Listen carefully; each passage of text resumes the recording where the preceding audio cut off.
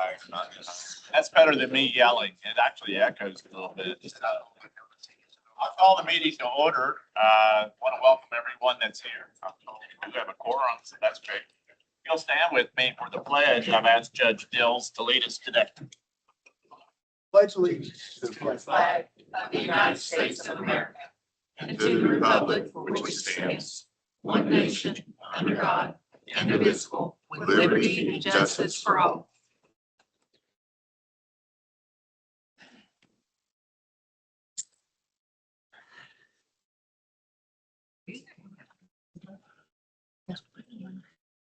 All right. Welcome all of you once again. We do have a quorum. I want to also welcome our guests, Bill Megan with Senator McConnell's office. And we have Billy Matthews from Senator Rand Paul's office. And any other guests that I'm missing. Welcome to all. Next up is the approval of the agenda. We've had a chance to look at it. Any thoughts on the agenda? Make a motion to approve.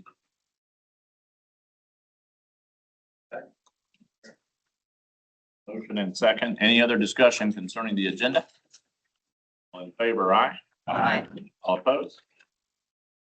Agenda is approved. Next up is the vote on the approval of the minutes. These minutes are from our May meeting.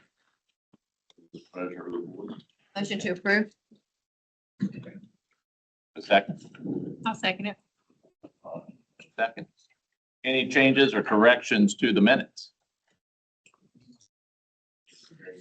All in favor, aye. Aye. All opposed? Minutes are approved unanimously. Do we have anything from our ethics report today? Just some questionable comments from board members, but other than that, everything's good. Can you elaborate? Okay, well, as usual. All right.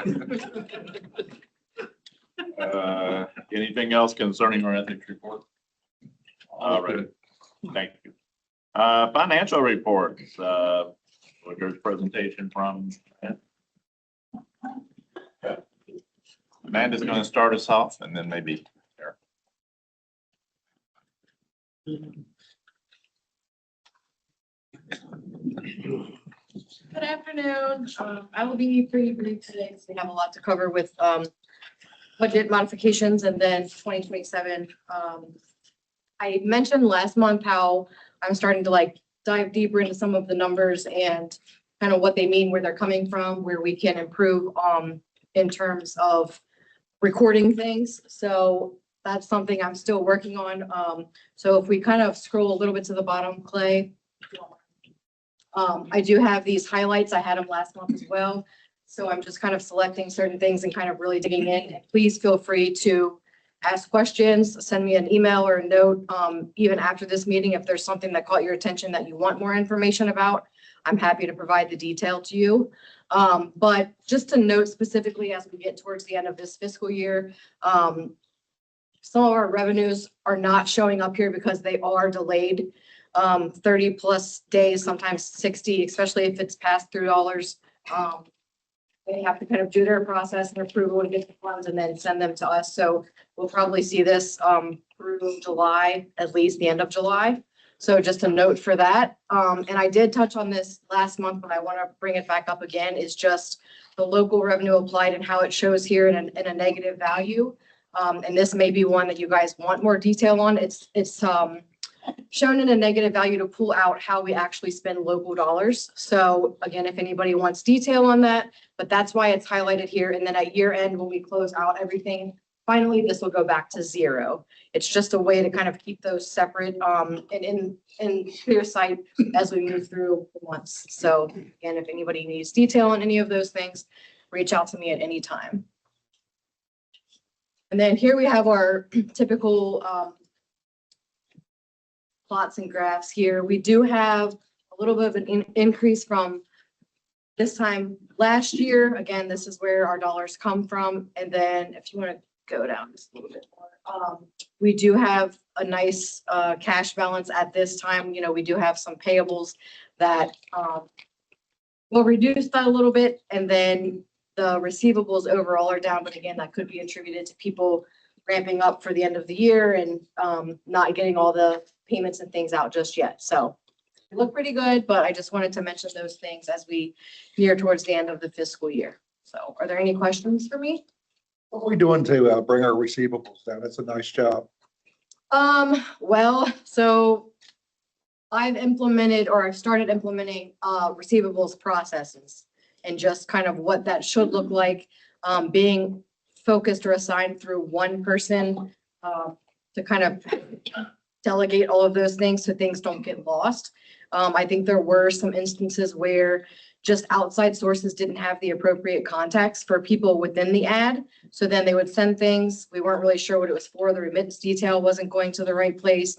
So then it would sit in miscellaneous, but then just running monthly reports so that we are aware of kind of who owes and what they owe so that we can contact people. Because we've seen it in other places too, just turnover rates. Maybe we don't have the appropriate contact for somebody. So just, reaching out, building those new connections and communicating with those folks so we know. Or if maybe they didn't get our invoice or just lots of things. And then another thing is, like I mentioned, just running all of that kind of through one person in the finance department before it was scattered out through the programs within the ad. So we're trying to kind of funnel that through one person so we have the most visibility on it. Great job. Thank you. Thank you. Other discussion, questions? Mayor? I don't see interest income listed. This, so for this report specifically, it was left off because we are working on the presentation of that and the interest rates, kind of how we want to categorize that. If you have suggestions, I'm happy to take those. It just seemed like the information was just kind of, it wasn't unreliable, but is it the most useful or helpful information? So again, any kind of feedback you guys ever have for me, it's things that you don't see, that you used to see, want to see, have never seen, I'm happy to incorporate any of those suggestions. So, but I mean, it would be a source of revenue. It is. You're right. It is just not, and I guess maybe that's a good point too. We can look at how we capture that if we do spend it. I think that makes sense too. That's a great point. So we can definitely incorporate that back in. Yeah, it was that report. Other discussion? All right. I would entertain a motion to accept the financial report as presented. So moved. Motion, second. Second. Of the motion and the second. Any further discussion? Hearing none, we'll vote. All in favor, aye. Aye. All opposed? That motion is approved. Now our budget modifications, item number 8.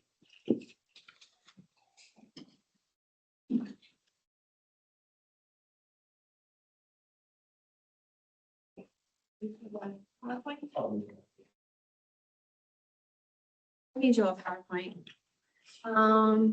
Should be done. Okay, so the first item of the two that I'll be presenting is these are all together in one PowerPoint, but is a request for a modification of our FY26 budget, which does, as a reminder, end June 30th, so next week. And then after hopefully everyone votes to approve that, then I'll go over our proposal for FY27. So that is not what I was supposed to press. Okay. Anyway, so this is kind of just a quick overview of what I'm going to go over for our budget modification, just to give you a little bit more detail about what's been going on with our funds. So last year at this time, the board approved a $48.6 million budget in terms of revenues and expenses of $44.88 million, which would have been about 90% of the revenue. I think it's important to note that of those, $36.2 million are pass through. So they come through the ad and then they go right back out into the community for programs of many, many types. 88 staff members. And then, as you'll see in just a second, primarily these are public dollars of various kinds We did try last year to keep shared particularly low. So shared would be the cost of, the things that go into running this building. So it's the finance and administration team members, salaries, as well as things like insurance, utilities, things that cover like the entire building. And then I did just want to note that last year, the board did vote that to allow us to use the previous year to seed a capital improvement like fund. But we were not able to do that as a result of just a lot of uncertainty that came from. So we just kept the funds where they were as opposed to moving them into any kind of, we want to eventually have a fund so that when it's time to replace this carpet, which we all want to do, that we've, been saving over time for that. But just due to kind of recognizing that there was going to be shortages, potentially, which we don't have a shortfall, but it's a little tight. So we did not go forward with that plan just because you voted if there was funds available to make that, and there just didn't feel like there were funds available. So we did not. Okay, so just as a quick reminder of the revenue mix, the vast majority of our funds are from state grants and contracts. So you'll see that's that 65% number there. We've got another 17% that's federal funds. And then we've got local dollar. It says local match, but it's really just local dollars, carryover from previous year. And then that commodities number is a specific number based on the value of the food that comes in, that was in the warehouse through the commodities program. So we're talking about cans of peaches, frozen chicken, milk. So it has a value. So it's in there, but it's not actually cash. It's food. Okay. So, and then expenses. So as you can see, vast majority of our expenses are just those pass-through dollars that we're monitoring, that we're overseeing, but we're not actually spending here at the area development district on ourselves. Those are expenses for the community to get the programs that are either coming through the federal or state governments. Obviously, drug control policy is that NKODCP. We try to write those out, but that's just a long one. So that's one, those are percentages. So 70% pass through, 1% administration, 1% Office of Drug Control Policy, 5% for combined the local government and community planning teams, because they do have several sources of shared funds. Workforce development, 4%, and then aging and independent living or aging and disability services, 19%. So definitely single team. Okay, so year over year trend, and this is where I start showing you what the modification request is. So the revenue line is the top line, which is a darker blue, and then the expense line is the kind of brighter blue bottom line. So you can see FY 23, 24, 25, 26, and then the last two dots are what we're requesting on the modification. And so basically what happened was we stayed pretty close on a number of expenses, but we overshot on how much revenue we thought that we were going to get. So that's what that sort of wider space is there on the next to last two dots. So you can see it lined out in the little chart below the graph. Overall, since 2023, we've had a lot of increase. A big piece of that has been our Medicaid waiver program that we administer. We have to serve clients that are approved. And so more revenue keeps coming in as we are serving them. We also had some residual ARPA funds that increased over 23, 24 that we're running through, but most of it really is that Medicaid waiver program and some other grants. And we have stayed in a positive position each year, but there have been some challenges. The federal shutdown last year was a big challenge, mostly just for tightening to be able to charge to specific grants. The way that we do timesheets every month, every 2 weeks, is our staff are actually reconciling their salaries against specific grants. So like for me specifically, I'm actually writing in to AccuFund, I'm charging this percentage of time and this many hours to this grant and this many to this grant, and everybody on the whole team is doing that. So when we didn't have the federal dollars coming in, that made it a challenge. We also were very late in receiving our Joint Funding Administration, which is a combination state and federal contract. It's supposed to start July 1. It started in September, and they did not backdate it. So that was very tight in trying to find other grants that we were able to use appropriately. Of course, we didn't want to make, funds that weren't related to those people's work, but so that was tricky. Commodities program, we've talked about at length, but there were shortfalls there. Building maintenance, we got all of our HVAC units on the roof replaced, not this past year, but the year before. But looks like maybe they did something to the roof, so we've had some leaks. So anyway, it's like home ownership. It's kind of similar. There's always something. And then just the upward cost of everything related to inflation. So we're coming to you today with a request for modifying the overall budget to revenue of $45,638,500. And then the revised expenses are just a little over $44,243,470, which still gives us a difference between revenue and expenses of 1.3 million. Any questions? Tara, this will be more about next year's budget, but I Yes. know Medicaid, looks like there's going to be a shortfall of Medicaid and they'll be cutting rates. Have we factored that in? So we got our notice on that last week, I think. And so we are still investigating exactly how that would impact. So while many of the cuts are factored into the FY27 budget, all the ones that run through, so like home care, ombudsman, things of that sort, unfortunately, the Medicaid piece has not yet been figured in because frankly, we just don't have enough guidance from Sure. the state to know exactly how that is going to look. Understood. I think it will probably be both the pass-through money as well as operational. Okay. So we have to see. Yep. Yeah. Okay. Thank you for asking. It's a really Thank good you. question. Yep. A question. Does this affect what you need in staff of any sort with the? So FY26, what we have, what the board voted on, I think it was maybe last month or the prior, sorry, I'm losing track. Unfortunately, we are working actively now to ramp down the commodities program. So the board did vote to subcontract with Freestore Food Bank. And those 3 staff members are all actively job searching. One of them already has a position, Andrew. We already know he's going somewhere. The others have prospects, not quite there yet. So those 3 individuals that were exclusively working on commodities, that they are finding other, we work very closely, tying them to our workforce team. Regarding what I'll go over next, which is FY27, there could be implications and we're still working through all that. Other discussion? So we do need a motion to approve the budget modification. Yes, sir. Make a motion. All right. So I'll motion. I'll second here. I'll second. A second. Third. Further discussion?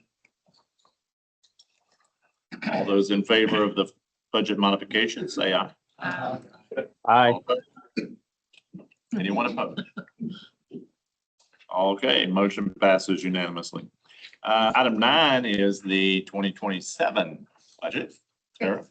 Yes, so I did just want to say, first of all, I do apologize for the late receipt of this information, and that is why you have the PowerPoint to go with it, so that we make sure that all the questions are answered. With all the state letters coming out in the last week, 2 weeks, we keep having to modify the budget to try to make sure that you're getting the most up-to-date information.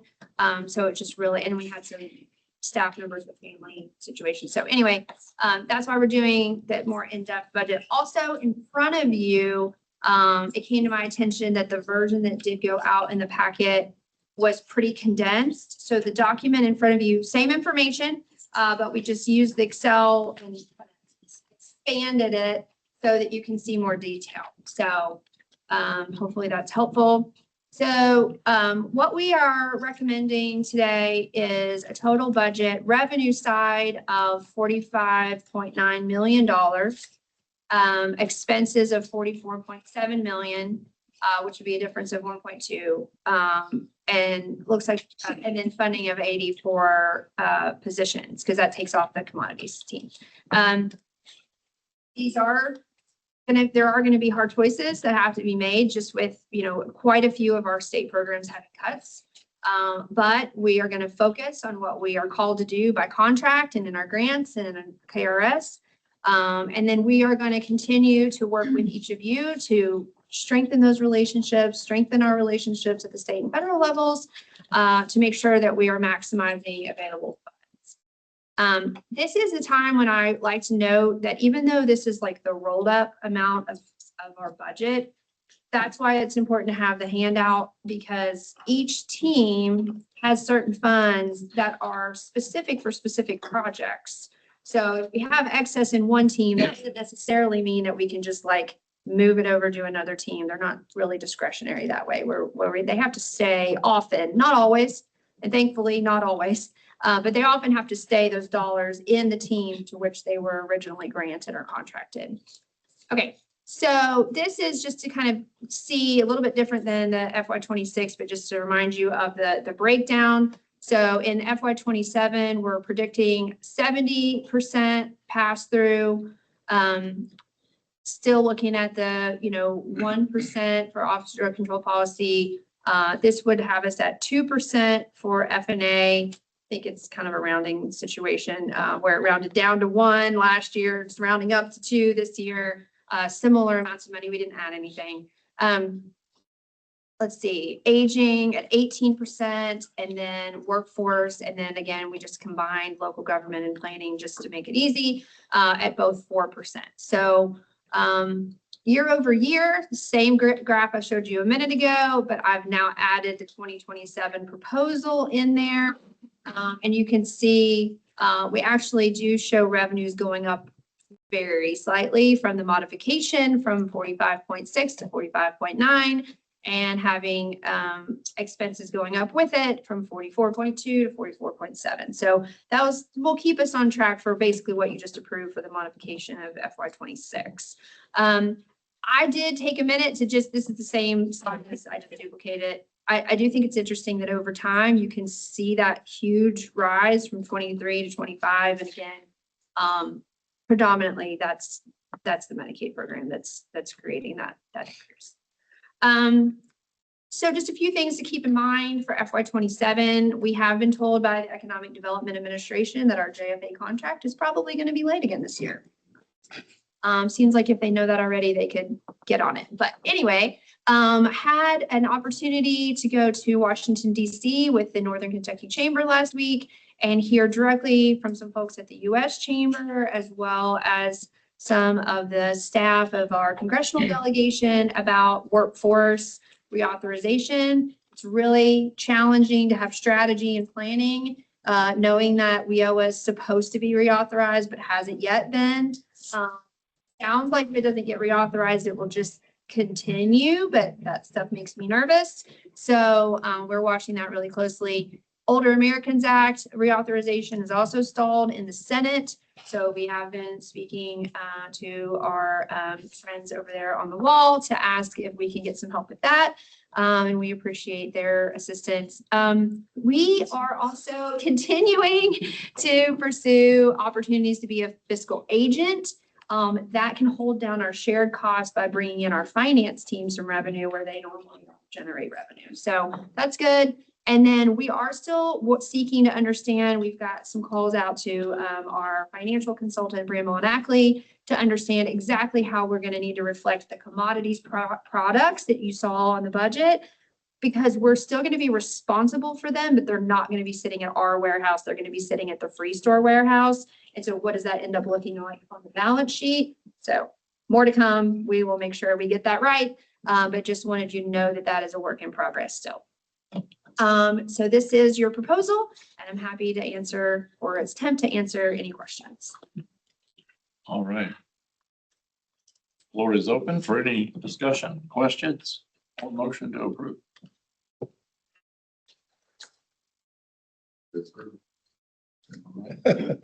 I'll second it. All right.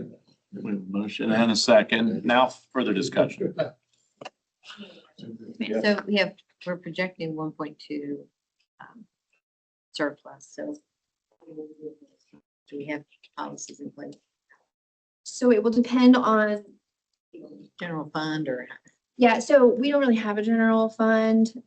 So how it will work is primarily those are likely going to be from Medicaid, which is a program fee for service. So that means those are actually, it's the closest thing we have to discretionary dollars in a large amount because we have earned them.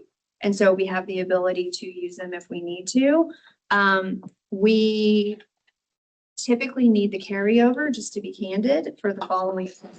So likely we will just make sure they're properly in an interest-bearing account, so that we have some semblance of a reserve.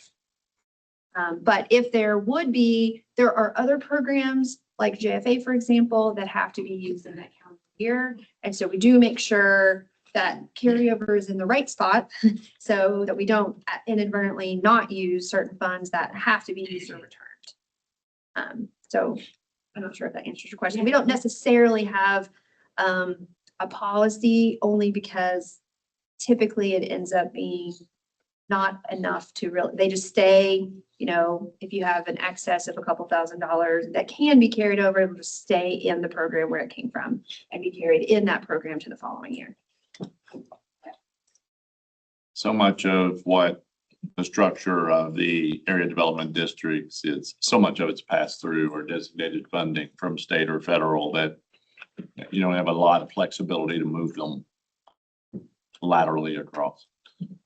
A little bit. Other discussion? All right. I want to thank Amanda and the entire finance team, Tara, for their work in preparing the budget and continuing to make modifications in reporting and clarity in any of the categories as you've been hearing. So any other discussion before we vote? Hearing none. All those in favor, say aye. All opposed? All right, that motion passes. We have an approved budget for 22.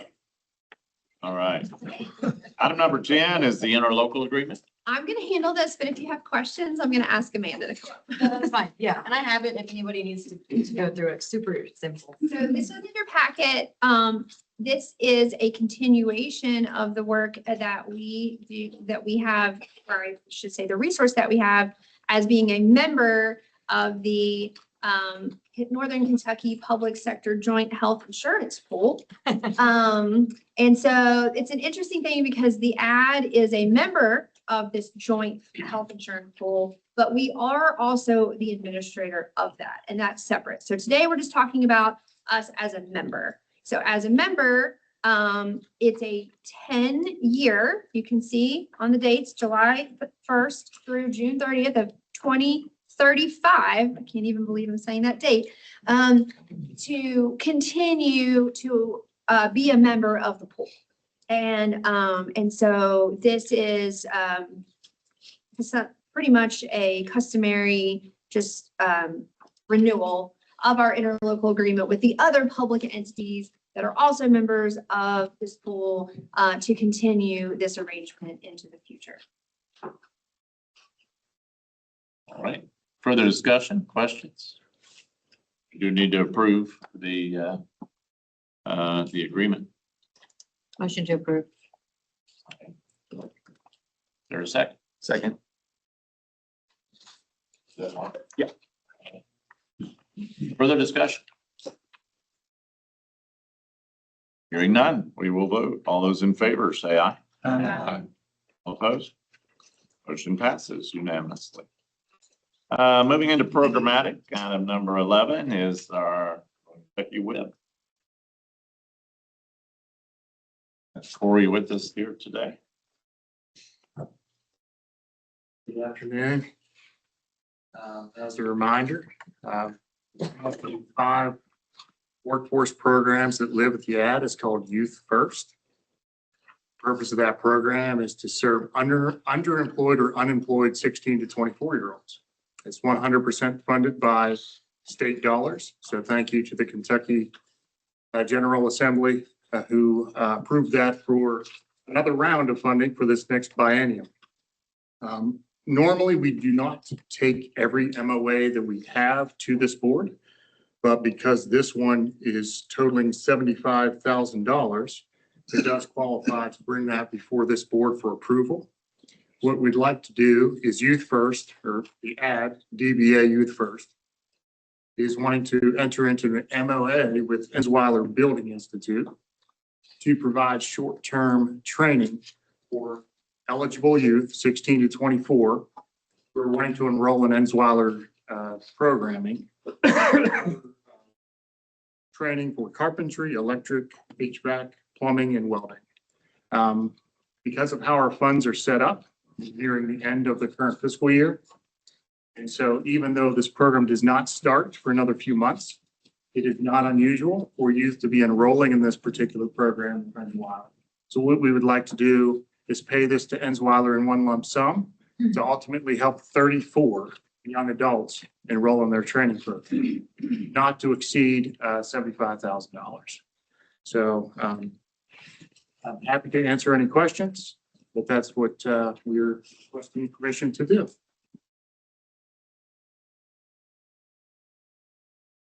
This would be the start, July 1st will be the start of our third year. Yes, it was originally approved by the state and funded by the state at the last budget cycle in 2024. Does this funding last? Will it repeat itself in year 2 of the state budget? It has been reduced slightly.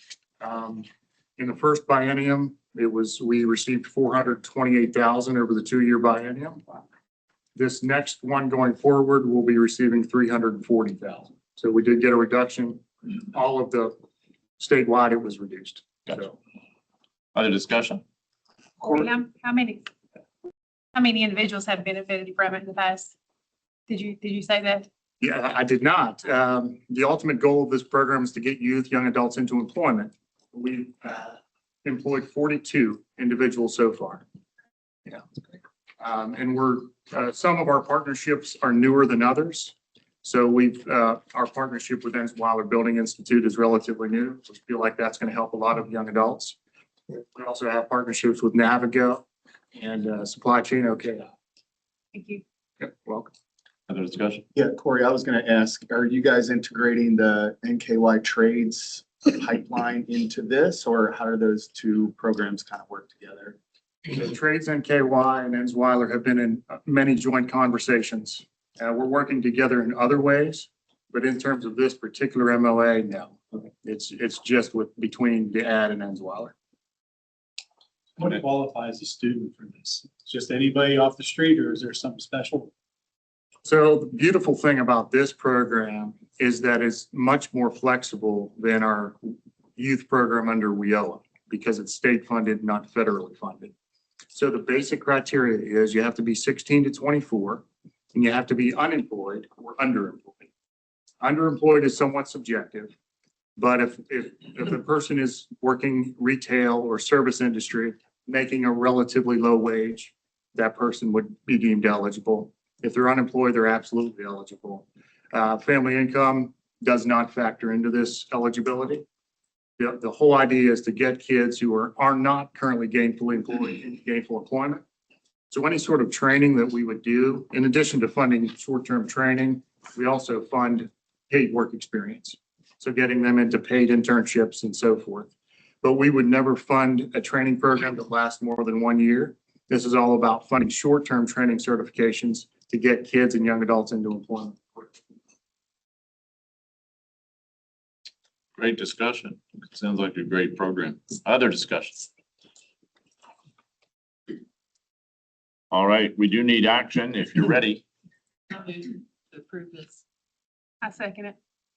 All right, we have motion and second. Thank you. Any further discussion? All right, all in favor, aye? Aye. All opposed? Passed unanimously. Thank you all. Next up is our e-clearinghouse. I see Katie Jo banking her way to the podium. It sounds like it. The minute I sent you all get the board packet, I get another e-clearinghouse. And so you did have an additional one that was passed out earlier. So I would ask for you all to be able to consider all 4 of them this time. And so there are the 3 that are listed: the Sam Neese Sidewalk Project in Boone County, the Locust Pike Area Sewer Survey in Taylor Mill, the Covington Point Benton flooding and stormwater management project in Covington. And the fourth one, which is my favorite project right now, is City of Falmouth's brick grant for the new transmission line to give them power.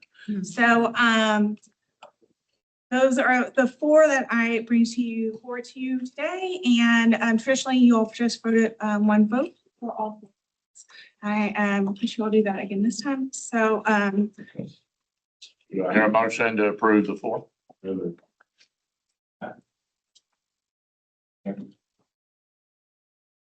Discussion. Hearing none. All those in favor say aye. Aye. Motion passes unanimously. thank you all. Thank you, Kitty. Senior meals update and Wildman.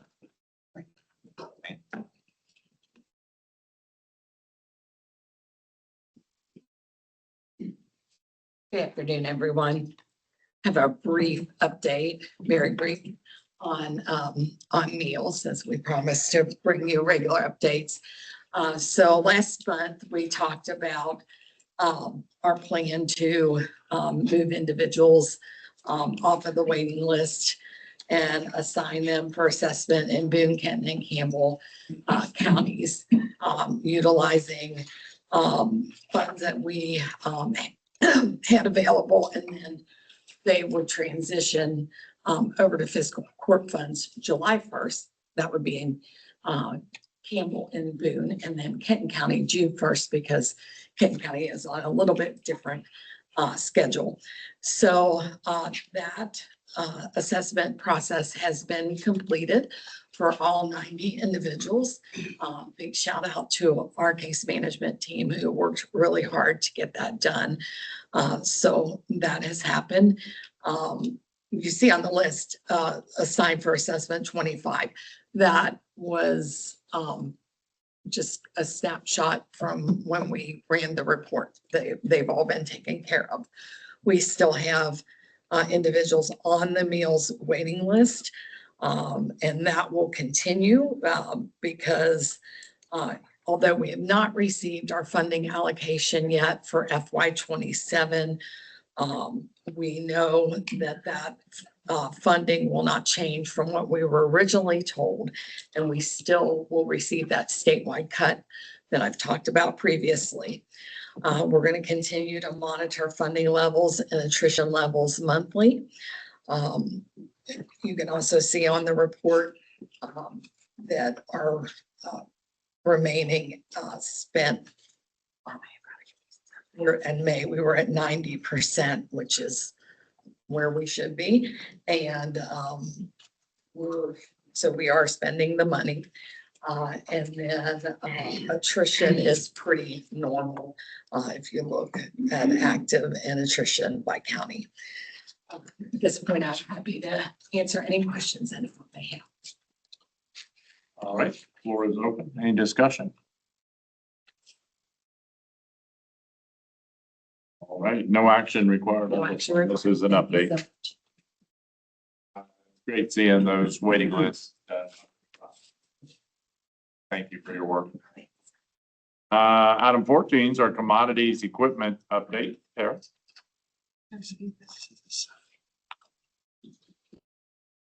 Hi again. I don't have a handout for this particular component of the agenda, but so in my executive director's report in a moment, I'll have a little bit more information about how the commodities transition is going.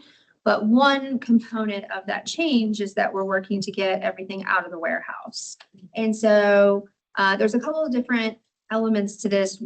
The items that were purchased with the TFAP funds, they cannot be sold. We have to work directly with the Kentucky Department of Agriculture to transition them to another TFAP partner. Or we can sell them, but then all the money has to be given directly back to the Kentucky Department of Agriculture. So to some degree, I'd rather find a partner. I mean, but anyway, we're working on that quite diligently, that component of that, because one of the things that we have is a very large refrigerator freezer. It's like the size of a trailer. So inside the warehouse. So if you know of nonprofit that needs such a thing, please let me know. And they would need to have quite a bit of space because it's currently inside. So it's an inside, it's the size of like a trailer, but it's indoors. So anyway, the other component of disposing of the surplus property is to, follow state reg and KRS to properly get rid of anything else that's in the warehouse, which there are quite a few other things that need to be disposed of. And we've issued that. It's almost like a reverse RFP in some ways. So, we put things out to bid, bidders have a moment. We've publicized that already. And the date for opening those closed bids will be July 14th, I believe. Unfortunately, Chris isn't available today, so I'm doing this, but Chris is handling that. But July 14th, a month, but we really want to get the things out by the end of July. So my request to the board is that you vote to give permission to the executive committee to oversee and approve the plan that comes as a result of the opening those bids on the 14th. So that the executive committee can go ahead and act, and then we can hopefully deliver or have people pick up those items as quickly. I will add, there is a third item or third component to this, which is, record keeping is a beautiful thing. It does not appear in any of our financial reports or any of the other reports that we actually purchased the racking that's in the warehouse.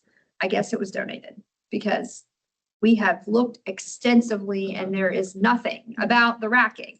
How old is it? Well, it went in when we opened our warehouse in 2021.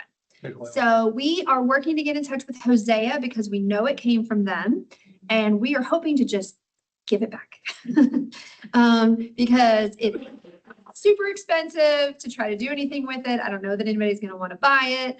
And so just letting you know, full transparency, the plan is apparently we didn't buy it. So hopefully they can just take it on back and do with it whatever they want, because we got some estimates to move. It's going to be like tens of thousands of dollars. So it would be worth it to just give it back. So that's the plan. But today, my request to you is please consider letting the executive committee handle that, because then we could get things out and moving in that last 2 weeks of July, whereas otherwise we would need to wait to the full board meeting, and that's going to be really tight. All right, questions? Any discussion around this report? All right, thank you. You need a motion. We do need a motion. So Of moved. the executive committee. Yeah, sorry, it doesn't say action, but I do need, Okay, that's my bad. yes, you do. All right. You made the motion, I'll second. seconded by Pat. Further discussion? All in favor, aye. All opposed? All right. Straight to my executive director report. Well, any committee reports, anybody? Okay, Flores, back to you. Do you want some water? Okay. Okay, so 3 quick updates today. I'll make sure to get you out on time. One is just the transition, quick federal and state update. I don't actually have local updates. And then a few selected division reports that you might like. And then something about the annual meeting. So I just wanted to make sure that everyone was aware of what's going on with the Free Store Food Bank transition. It is occurring in July. Pantries were notified in senior centers as well as local officials via email and mail and then phone. So lots of trying to kind of over communicate. And then Free Store hosted an in-person and virtual workshop a few weeks ago to bring and like on board all of those that had not already been working with them to work on, just best practices and how things are going to go, as well as you just voted on the timeline for the disposal of surplus items. So unfortunately, we did not completely understand the nature of the situation with our lease. And so we are going to have to pay the lease until we find a new tenant or until February when the lease would officially end. I did the math. It still makes sense to do the transition now when we did it, because the landlord feels pretty confident that they'll find a tenant sooner than later. And then that way we'll definitely still have a savings. But we did put funds into the budget that as a contingency in case we would have to pay the lease longer than, we would like. But that's why we want to make sure that we get everything out so it's ready for a potential new tenant as soon as possible. I'll insert here, I was part of a joint phone call with Tara, with the landlord, and feel pretty good that they're gonna be able to move the building, so. And they have showed it several times already, just in the last month. So we are still working with Meals on Wheels to find them a new space. There have been a few potentials that have not worked out. They will stay in the warehouse as long as we have the warehouse available. But definitely working. If you know of a place that has about 1,200 square feet, access to a fridge freezer, just be during normal business hours, like 8 to 5, Monday through Friday, let me know because it might work for Meals on Wheels. It needs to be far enough south that they can easily get into our southern counties as well as northern. So that's kind of the tricky part. But we have reached out to a number of folks in the warehousing and distribution industries to try to find a solution that this is a small part of the packet that was emailed and mailed. It's normal size in the piece of paper that the people got. Just going through that timeline for commodities, and there was also very specific things that each pantry received. I think it's been pretty good. We've had in-person meetings now with all the pantry, or either I have or somebody from Free Store had checked the locations as well. So they've physically met with each of them since the transition's coming up quickly. Before I move on, did anybody have any questions about the commodities transition? Okay. Just want to make sure everybody knew what was up with that. Just a couple of quick federal and state things. Most of these were discussed in the budget, so I don't know that we need to dwell on them, but I have this is just an example of what myself and the other ad directors across the Commonwealth are kind of tracking on in terms of their sources, our larger sources of funds, and then how they're doing. So like aging, we're watching the Older Americans Act in the Senate, Medicaid, as Mayor Polgers mentioned, we did get notice either last week or early this week that there's going to be a cut to rates, which we just implemented this whole plan based on increased rates. So we did find out, and now would be the moment if you want to mention any additional details, but we did find out that their proposed rate cuts do have to go to like a council or a panel or some sort in the state. So that's where that hasn't happened. And so that's why it's a little bit uncertain about exactly when those would take effect. Anne, did you want to add anything? Yeah, so specifically because we deal with Medicaid waiver, waiver rates require CMS approval, and that's a 90-day process, and that has not happened. So specifically for our programs, that would have to happen. The other thing that we're hearing unofficially is that this would probably not impact the pass-through dollars unofficially. So we're still waiting to get official word on that, but those are the things that we're working on. The impact to us is we're looking at an impact of about 4%, about 135, between $135 and $140,000, and we had a surplus in FY25 of right around close to $1 million, about 900,000. So it'll impact our surplus, but that's where we are with that. Thank you, Anne. JFA, we did get a decreased allocation of 4%. This for FY 27 that we're about to enter. It is going to decrease an additional 7% for a total of an 11% cut in FY 28. So definitely watching that.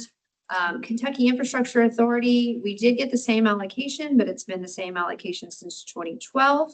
So that remains a challenge in terms of retaining the more technical staff that tend to be involved with GIS and water management planning. So watching that very closely.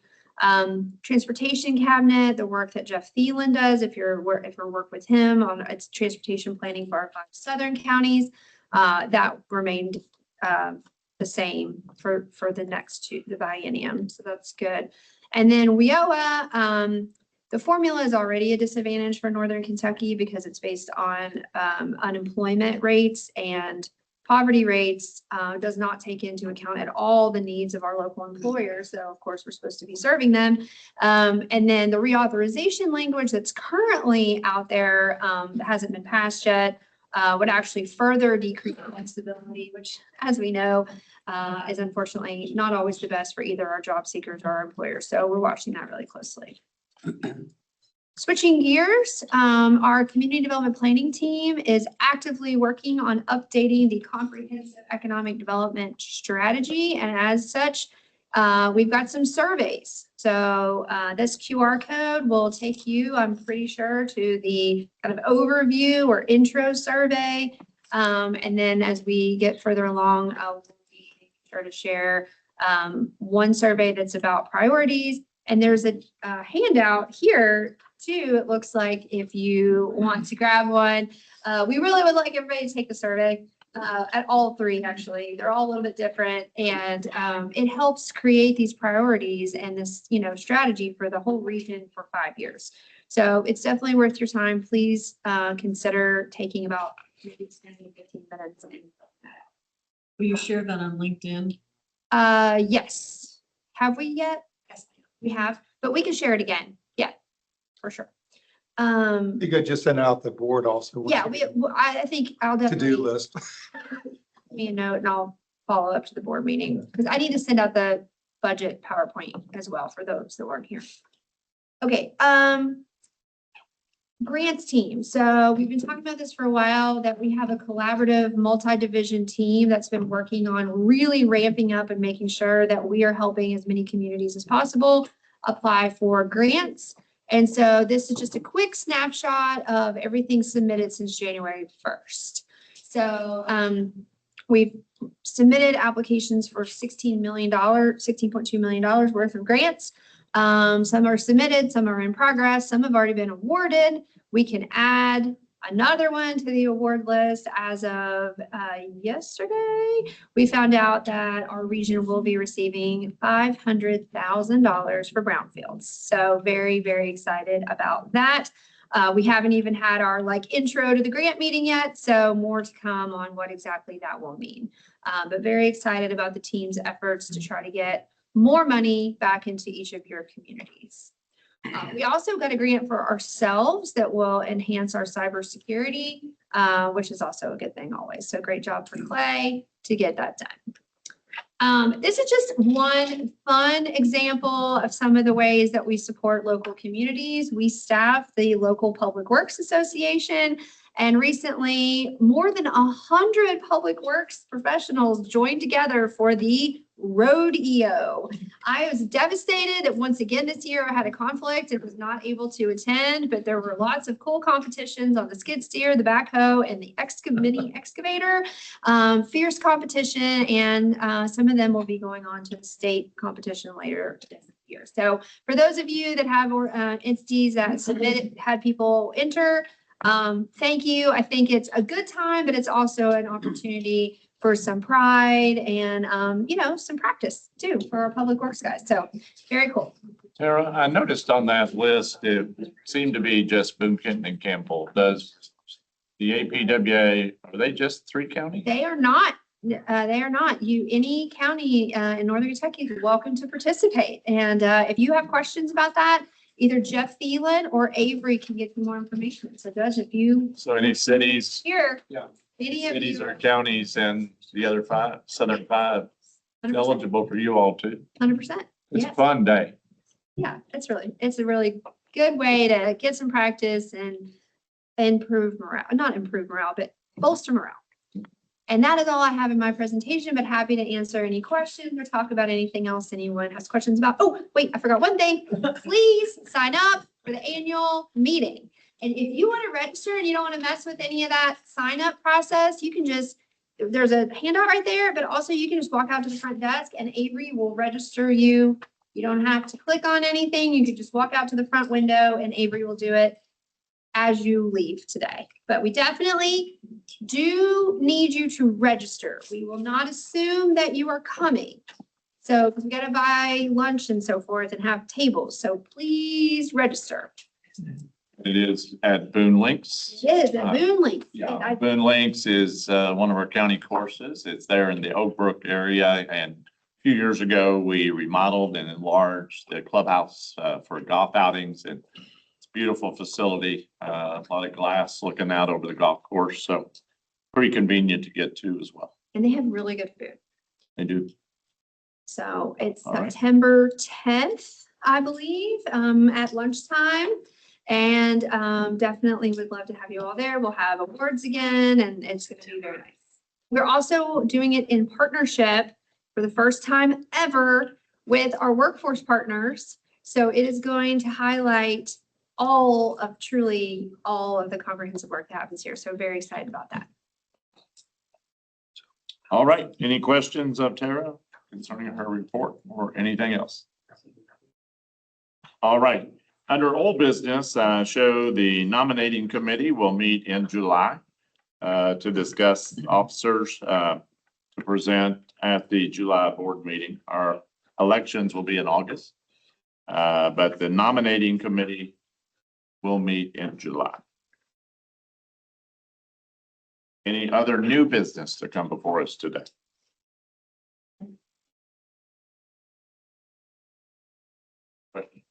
I have an answer to a question, and Mayor Auberjohn has left us, but we had $12,892 in interest earned this month For May, for May. so not for June, for May. And for the year, it's around, right around 149. The interest rate hovers around 2%, give or take. Thank you, Tara. Thank you.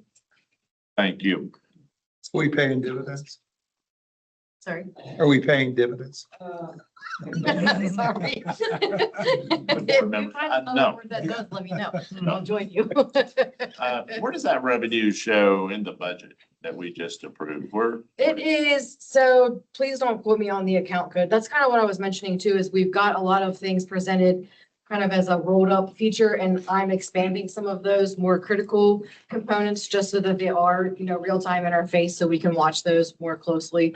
So I want to say it's like code 4900 or something. Please don't quote me on that, but Doesn't we it have it in there. I just didn't present it today, so I wanted to make sure I got the answer for her. Unfortunately, she had to leave, but All right. Thank you. Any other new business? Any other business at all? Any announcements today?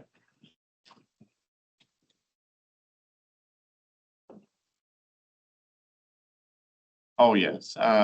We all know, of course, former Judge Executive George Dubady, condolences to him and his family. His wife passed. And just found that out earlier. But you might want to drop him a note or reach out. Some prayers are with former Judge Dubady. Any other announcements? All right, with that, do I hear a motion to adjourn? All